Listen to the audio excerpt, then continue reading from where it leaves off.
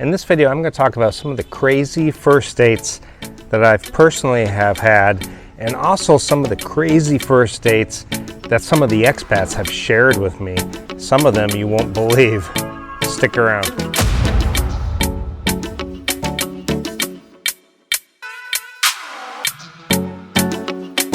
Hi guys, so I was thinking about this just today because I was talking to an expat and he was telling me about this crazy first date that he had. And so I wanted to go back to a time when I first arrived here 7 years ago. It actually started off with my very first meeting of a girl I had been chatting with. Now, we had been chatting for a few months before I even arrived here, and I didn't fall for the scoop and swoop. I didn't have her meet me at the airport or anything like that. We did meet the very next day at a coffee shop, and 3 of her co-workers were there, and I ended up buying them all coffee, which really wasn't that big of a deal. It wasn't that expensive, but I had learned early on that a coffee date is always best. And I started to time it where I would do it, I don't know, maybe 4 or 5 in the afternoon, because then the coffee date could go one of two ways. One, it could go in a direction of, okay, things are going really well, we are getting along, let's move the date forward. And I could simply say to her, hey, do you want to go grab dinner now? You know, we had coffee, we've chatted for an hour, and, you know, I'd love to get to know you more. And the date progresses, and you go and have dinner, and the date's going and progressing nicely. Or it could go the other direction, that you simply can't wait to get out of there. I've had a few of those. I had a girl, like literally within 15 minutes, I was at the coffee shop, and I actually had my laptop with me because I had been doing some work. I don't think I had internet yet at my condo. And somehow we got on the conversation about working online, and I said, yeah, I have my laptop that I do my work on, and then I have a backup laptop just in case, you know, this one ever broke. That way I wouldn't have to worry about it. And she just straight out asked me, can I have your second laptop? Not even, can I borrow it? Can I use it? You know, do you want to sell it? Nothing like that. It was just simply straight out, within a few minutes of the date, can I have it? And I quickly ended the date. And that is the beauty of the coffee date, because you can simply, you know, if the coffee date, you go up to the counter, you order your coffee, you pay for it, you go sit down, and at any point you can just get up and go. If you go out and you meet a girl at a restaurant, you sit down, you know, you're waiting for the food to come, then you got to get the bill and all of that. And so I had come across a few dates. I did dinner dates that I couldn't wait to get out of there. But you're stuck eating a meal together, you know, small chat, and you're just waiting for her to finish and you to finish so you can get the bill and get out of there. I mean, I've had one girl who literally, I could count on one hand in the whole hour and a half or 2 hours that we were together at the dinner, she literally said this many words. And the whole time she was basically on her cell phone. And then I think one of the things she said, oh, I'm just shy.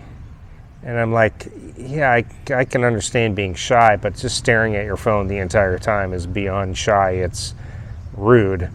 And so, again, I go back to, I quickly realized that dinner dates and meeting to go hang out for the day, those dates didn't happen. Not until I got a first date out of the way, something simple like a coffee date that you can either extend or you can get out of quickly. And I would give the same advice to most people here. Even girls, you know, if you're meeting a guy for the first time, you know, don't go out on this all-day adventure. Hey, let's go hiking, let's go do this, let's go do that, let's go out to dinner or whatever. I simply wouldn't do it either, you know. I mean, she might just run across a creep and she can't wait to get out of there. And she may somehow feel obligated to sit through a meal together. So, yeah, that's my opinion on the matter.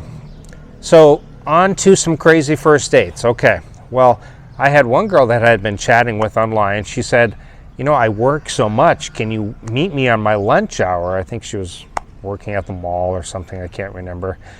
And I said, sure, yeah, I could do that. So I go to the mall and meet, and guess where our lunch date is? It's in the break room of her job. And so I sit down, and her boss and a bunch of coworkers are all sitting around, like just looking at me and asking questions, and she's talking and eating, and it was like, really, this I had no idea I'd be sitting in the break room at her job. So that was one. Now I've also had others where the girl ended up being pregnant. I saw her, and her photos were no indication that she was pregnant. We had actually did a video call, but it was just her face. She didn't and then I looked back at it. She was showing kind of an upward angle just from here up, showing her face and her upper area. But at no time did she mention she was pregnant. Her pictures did not indicate this, nor did her profile on the dating site.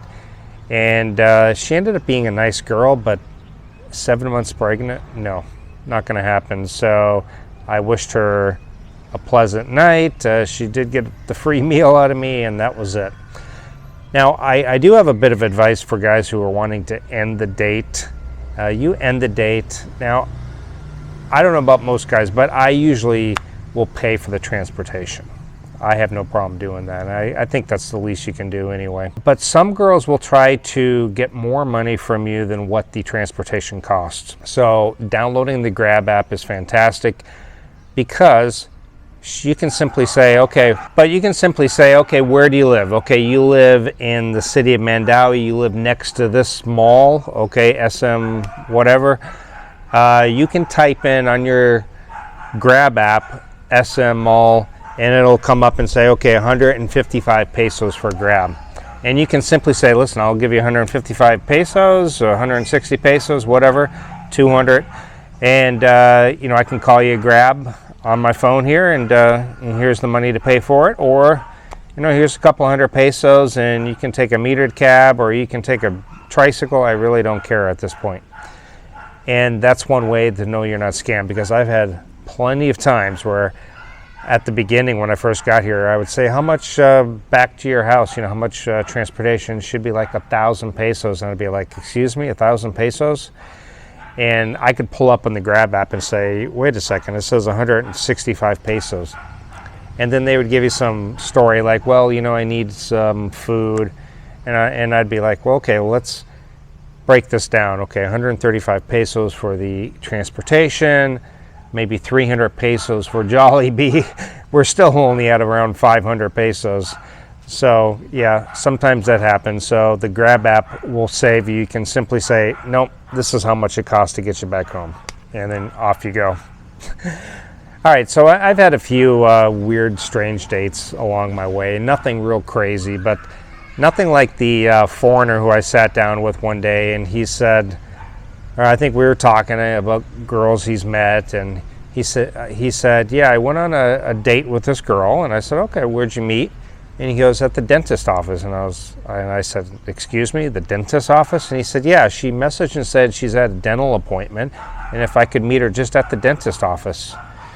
Well, for me, that would have been a big no. I would have said, finish your dental appointment, message me, and then we can meet somewhere. No, this guy actually meets her at the dentist office. Not only does he meet her at the dentist office, he ends up paying for her dental bill. Like 3 fillings and a bridge or who knows what else. It's something like to the crazy amount of 25,000 pesos, which is around 400 US dollars. I don't know how you fall for that. I mean, some guys come here and they really are naive. They just lose all common sense. And you would think if he was in the West, would that happen? Probably not. Blinded by the youth and the beauty here, I guess, and the smiles and how nice they are. But yeah, I don't get that. Other guys have gone on first dates where they've gone straight to the family's home, and they're already meeting family, And I would definitely warn against that as well. Don't go and meet all the family, and don't go hanging out at some kind of family event for a first date. That's just not a good idea. Not until you know you are serious. I wouldn't even meet the family. If they offer and say, I'd like you to meet my family, I would say, I'd love to meet your family, but let's get to the point where we're a bit more serious and we have dated a bit longer first. I just wouldn't get into meeting the family immediately. The other thing is meeting with their friends and stuff. Again, I've talked about this in previous videos. One family member, one friend, fine for a first date. Anything more than that, I think they're looking for a free meal sometimes, and I just wouldn't put up with it, nor would I do it. So anyway, guys, I would like to hear some of your crazy stories about first dates, first meetings. Do you agree with me on just simply meet for coffee? You can get in and out if you need to, or you can extend the date. Simple as that. Tell me your thoughts and opinions down below. I'd love to hear it. Check out my website where you can book a consultation if you're new to the Philippines, traveling or moving here for the first time and you need some help. You can book a consultation with me. Check out my Geo Travel Essentials where you can get all the things I highly recommend for living or traveling in the Philippines, and a lot of information and articles about everything about the Philippines. Thank you guys so much, and I'll see you next time. Bye. I know you're on a roll, sweet honey. Let's take it real.